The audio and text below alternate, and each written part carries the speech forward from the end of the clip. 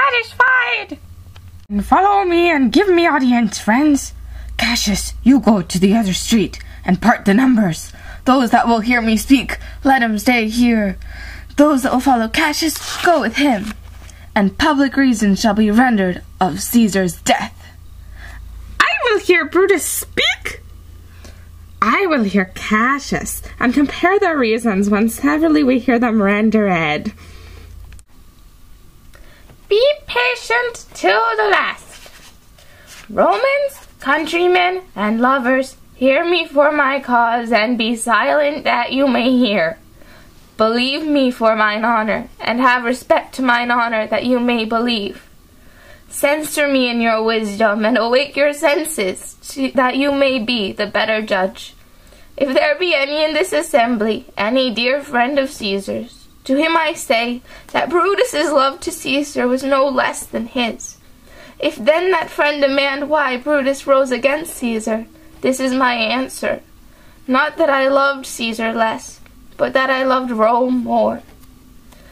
Had you rather Caesar were living, and die all slaves, than that Caesar were dead, to live all free men? As Caesar loved me, I wept for him. As he was fortunate, I rejoice at it. As he was valiant, I honour him. But as he was ambitious, I slew him. There is tears for his love, joys for his fortune, honour for his valour, and death for his ambition. Who is here so base that would be a bondman? If any speak, for him I have offended. Who is here so rude that would not be a Roman? If any speak, for him I have offended. Who is here so vile that will not love his country? If any speak, for him I have offended. I pause for your reply. None, Brutus, none, none. Then none I have offended. I have done no more to Caesar than you shall do to Brutus. The question of his death is enrolled in the Capitol. His glory not insinuated wherein he was worthy, nor his offences enforced for which he suffered death.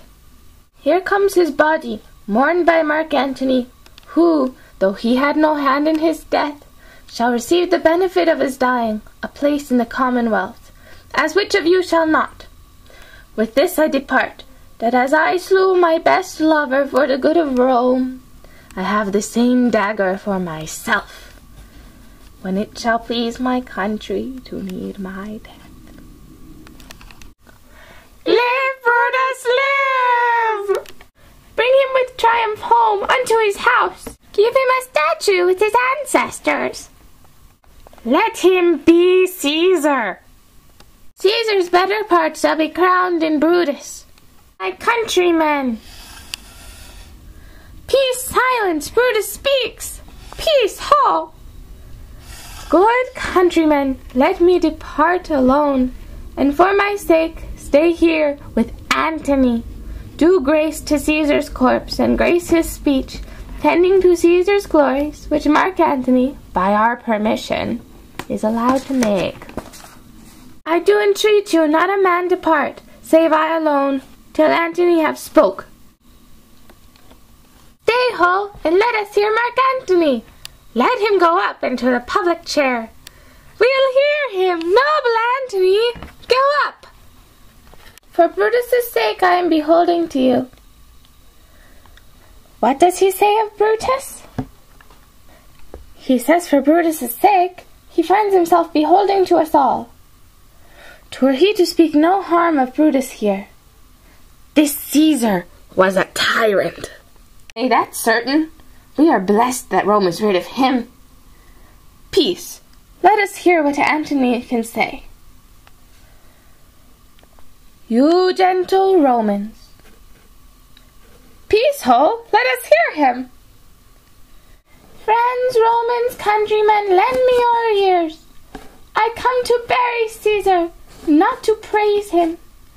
The evil that men do lives after them. Their good is often terred with their bones. So let it be with Caesar. The noble Brutus hath told you Caesar was ambitious.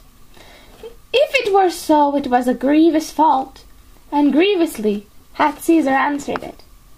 Here, under leave of Brutus and the rest, for Brutus is an honourable man, so are they all honourable men.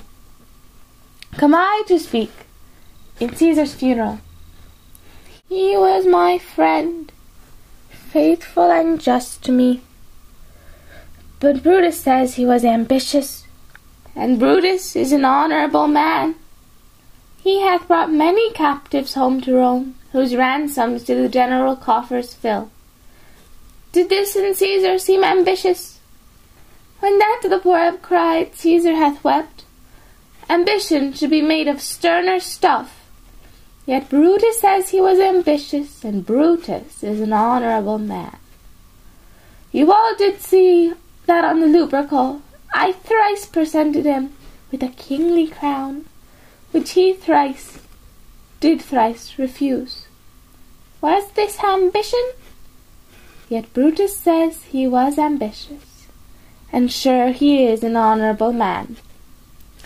I speak not to disprove what Brutus spoke, but here I am to speak what I do know. You all did love him once, not without cause. What cause withholds you, then, to mourn for him? O judgment, thou art fled to brutish beasts, and men have lost their reason. Bear with me. My heart is in the coffin there with Caesar. I must pause till it come back to me.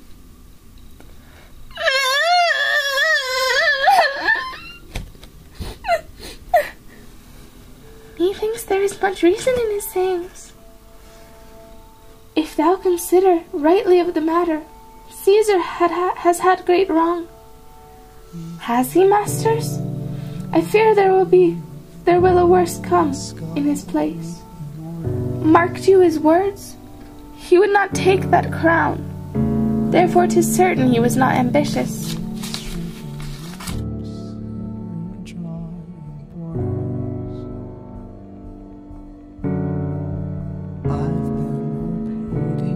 Speeches, but the audience just doesn't fall.